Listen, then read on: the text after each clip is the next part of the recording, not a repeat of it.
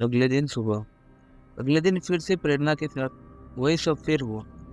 वही सपना, सपने में वही शख्स। आज एग्ज़ाम खत्म होने के बाद सब लोग शाम को शिमला जाने के लिए निकलने वाले थे। जब से सब लोगों का शिमला जाने का प्लान हुआ, तब से प्रेरणा कुछ शांत-शांत लग रही थी, गुमसुम से रहने लगी थी। जाने का वक़्त आ गया था। उसी वक़्त सब लोग जब खुश थे, तो प्रेरणा गाड़ी में एक सीट पर चुपचाप से बैठी हुई थी। ये गुमसुम देख श्वेता को कुछ अजीब लगा। श्वेता ने उसके पास जाके पूछा, अरे क्या हुआ प्रेरणा, कैसे देख रहे हो यार? जब से हमारा शिमला जाने का प्लान बना है, तब से तो कुछ उदास है। तो कुछ दिक्कत है क्या?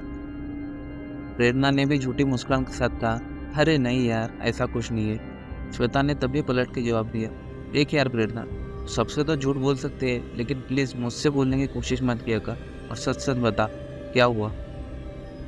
श्वेता की ये बात सुनकर प्रेरणा मन में खुद से कहती है, शायद मैं श्वेता को ये बात बता सकती हूँ। ये मेरी बात समझेंगे, मेरे हालातों को समझेंगे। ना अगर मैंने किसी को बता दिया, तो बाकी सब तो मुझे पागल ही समझेंगे।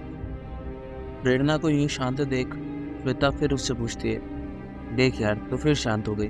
अरे बता ना क्या हुआ? श्वेता की ये बात सुनकर प्रेरणा बड़े गंभीर लहजे में उससे पूछती है, यार श्वेता, एक बात बता, तू मुझ पे कितना भरोसा करती है? प्रेरणा की ये बात सुनकर श्वेता उसे कहती है, यार ये अब अचानक भरोसे की बात बीच में कहाँ से आ गई? मैं कुछ समझी नहीं। प्रेरणा ने श्वेता के ऊपर दबाव बनाते हुए कहा, अरे यार तू बता ना, मुझ पे भरोसा करती है या नहीं? तो श्वेता भी उससे कहती है, खुद से भी ज़्यादा भरोसा करती हूँ। हम दोनों बचपन से साथ हैं। यार मुझे इस दुनिया में सबसे ज़्यादा भरोसा किसी पे है, तो सिर्फ तू है। अब बता, क्या बात है? प्रेरणा थोड़े गंभीर लहजे में कहती है, यार श्वेता, कुछ दिनों से ना मुझे अजीब-अजीब सपने आ रहे हैं। इतना कहकर वो श्वेता को सारी बातें बताने लग जाती है। सपने में उसे क्या दिखाई देता है, सपने में वो क्या दिखती है, उसे सपने कब से आ रहे हैं। श्वेता भी बड़े गौर से उसकी बात सुनती है। प्रेरणा आगे कहती है, कल रात भी मुझे एक ऐसा ही सपना आया था। सपने में मैं खुद को देखती हूँ और खुद को किसी पुराने कोठी में पाती हूँ, या घर था शायद कोई। मुझे कुछ दिखाई नहीं दे रहा था, कुछ भी साफ-साफ दिखाई नहीं देता। सब धुंधला-धुंधला सा दिखाई देता है। उसमें मेरा कोई अपना भी दिखता है सपने में, जो मेरी परवाह करता है, जो मेरे साथ बातें करता है, खेलता-कूदता है। हम बहुत खुश थे, पर एक दिन। इतना कहकर प्रेरणा अचानक से चुप हो जाती। उसके चेहरे पे घबराहट साफ-साफ देखी जा सकती थी। प्रेरणा को यूं घबराते हुए देख श्वेता ने पूछा, क्या हुआ? तू चुप क्यों हो गई? प्रेरणा ने श्वेता की बात का कोई जवाब नहीं दिया। उसकी इसके आगे बोलने की कुछ हिम्मत ही नहीं हो रही थी। प्रेरणा को ऐसे घबराते हुए देख श्वेता को उससे कुछ कहना या उससे आगे पूछना सही नहीं लगा। वो प्रेरणा को समझाते हुए कहती है, अरे माय डियर प्रेरणा, तू भी क्या यार, एक सपने की वजह से इतना परेशान हो रही है? सपने सिर्फ सपने होते हैं यार, उनका हमारी असल ज़िंदगी से कोई वास्ता नहीं होता। अब ये सब बातें छोड़ और कल के बारे में सोच। कल हम सब लोग शिमला रहेंगे, खूबसूरत वादियों में, बर्फीले पहाड़, ठंडी-ठंडी हवा।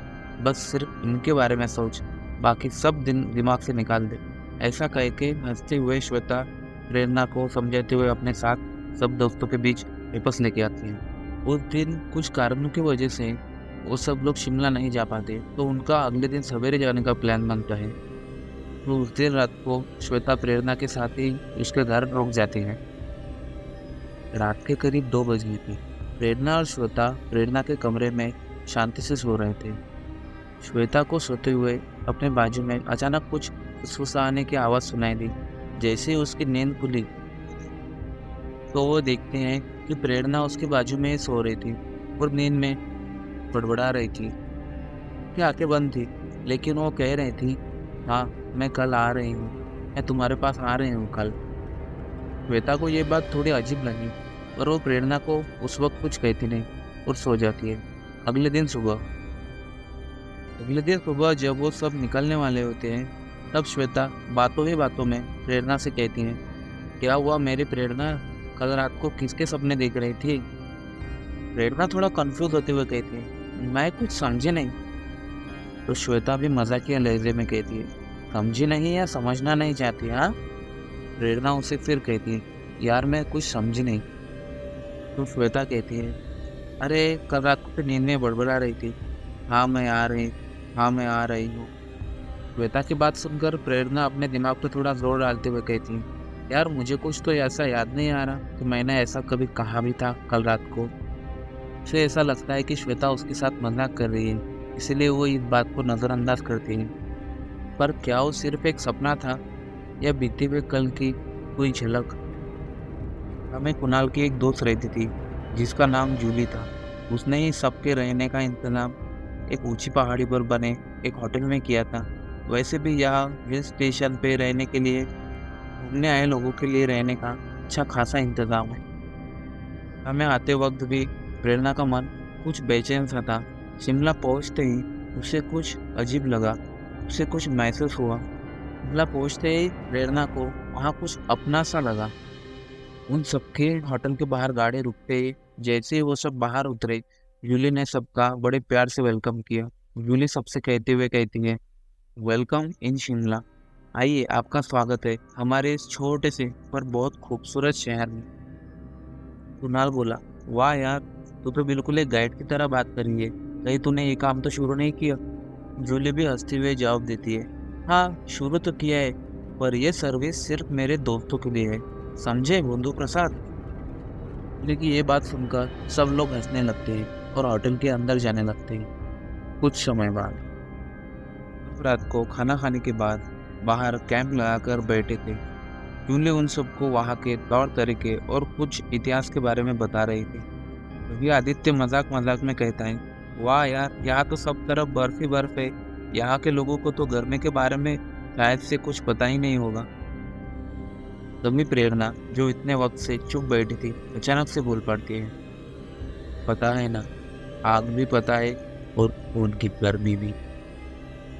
प्रेरणा का यूं अजीब आवाज में बात करना और अचानक से खून के गर्मी कहना सब लोगों को थोड़ा अजीब लगता है, पर फिर भी श्वेता बात को संभालते हुए हंस के बात को टालने की कोशिश करती है। हाँ भाई, अब घरों में तो आग जलती ही होगी ना, खाना पकाने के लिए या इस ठंडी को दूर करने के लिए। तब जूली कहती है, ये बात भी सच है, और हाँ ये बात भी सच है कि यहाँ एक ऐसा गांव भी है जहाँ के लोगों को गर्मी का एहसास इस ठंडी से ज़्यादा है। इससे पहले कि जूली कुछ कहती, प्रेरणा बीच में ही बोल पड़ती है, मलाना। ये बात सुनकर जूली कहती है, बिल्कुल सही, मलाना, पर तुम्हें कैसे पता? जूली आगे सबको बताते हुए कहती है कि कई सालों पहले मलाना गांव एक हंसता खेलता गांव था। वहाँ के लोग बड़े खुशी से वहाँ रहते थे, सब कुछ अच्छा चल रहा था। पर फिर एक दिन वहाँ कुछ ऐसा हुआ कि रातों रात वो सारा गांव खत्म हो गया। इतना कहकर जूली चुप हो जाती है। जूली को यूं चुप होता देख मिनल कहती है, अरे तुम अचानक चुप क्यों हो गई, बताओ ना।